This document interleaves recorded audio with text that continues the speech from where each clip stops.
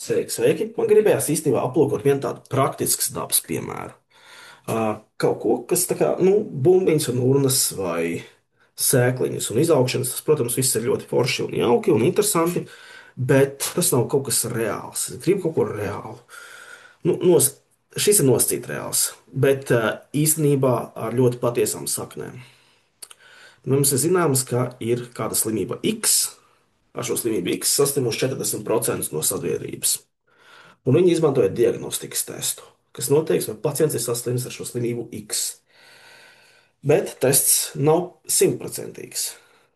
Tas pareizi noteiks slimu cilvēku 98% gadījumu, un pareizi noteiks veselu cilvēku 95% gadījumu. Jā.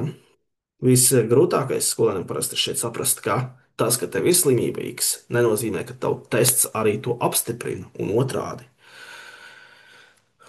Un mums ir šāda situācija. Kādam pacientam ir sanācis šī slimība X, bet cik liela varbūtība, ka pacientam tik tiešām ir šī slimība X? Un šeit es paskaidrošu, ko mēs darīsim, kā mēs to darīsim. Mums ir tā, ka X nozīmē, ka pacientam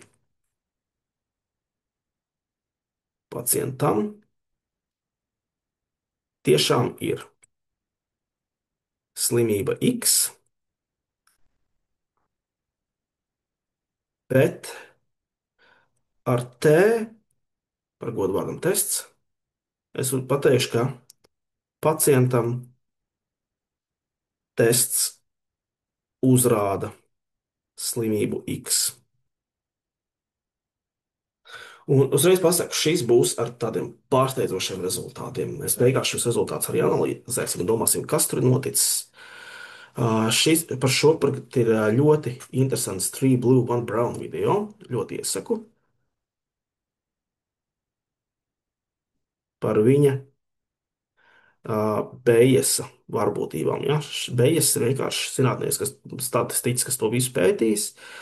Šo atslēgas vārdu jūs varat atrast tieši šo interesanto problēmu. Tātad pacientam ir šī slimība X. 95%, 4% gadījumu. Es pārtaisīšu par 0,04. Un nav šīs slimības pārējais 96% gadījumu. Un tad tests viņam teiks, ka ir šī slimība 98% gadījumu, un 2% gadījumu tas kļūdīsies. Bet šis tests viņam parādīs, ka viņam tiešām nav tā slimība 95% gadījumos, un ka ir 5% gadījumu. Un tagad, protams, mums būs jāizrēķina šī varbūtība kopā, kāda ir varbūtība, kā mums ir slimība X, un pēc tam būs jāpasaka, hei, tā kā slimība X ir dabūta, kāda ir varbūtība, ka precīzāk, precīzāk otrādi. Mēs jau zinām, kāda ir varbūtība, ka ir slimība X. Mums vajag varbūtību, ka tests uzrāda šo slimību.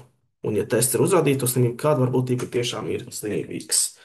Tas nozīmē, ka mums vajadzēs šo kopējo varbūtību dalīt ar testa sasniegšanas varbūtību. Un pēc Bejas teorēmas mēs, protams, varam pat šo sadalīt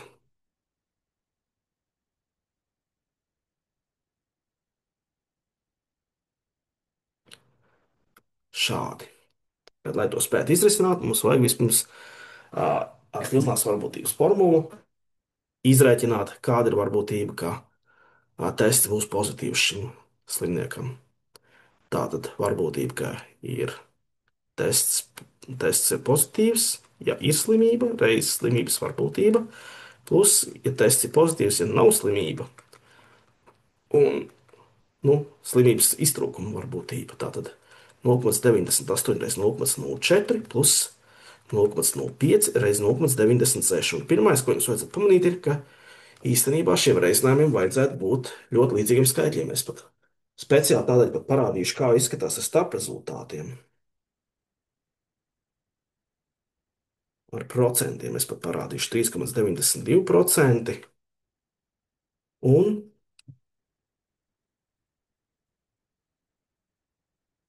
4,8%.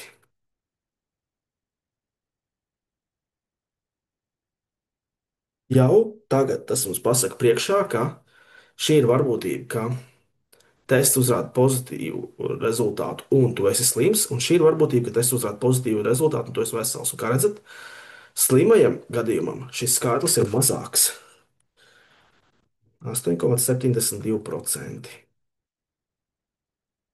Tātad mums ir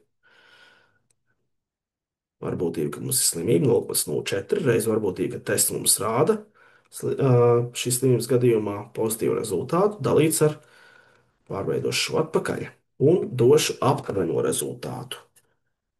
Ja principā es varēju arī vienkārši skatīties šo te atbilstošo iznākumu, jo tas ir tas pats šeit - 3,92 dalīts ar 8,72, un šis rezultāts ir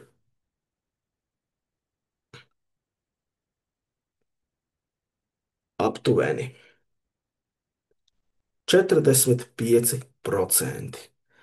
Tātad pacientam tests ir pateicis, ka viņš slimo, un tikai 45% varbūtība, ka viņam ir reāli šī slimība.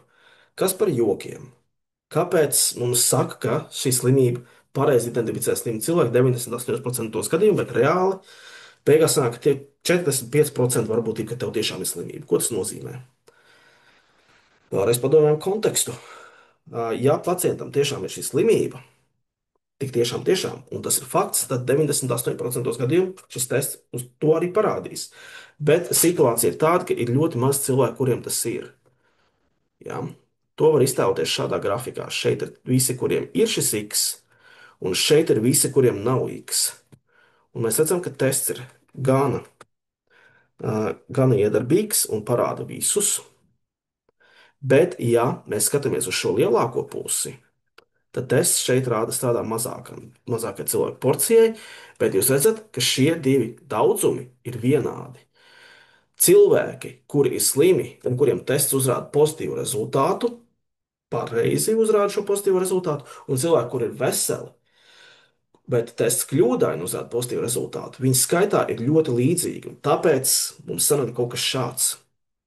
Un tāpēc man šis piemērs arī liekas interesants, jo tā ir reāla problēma medicīnā, kas ir jāatrisē.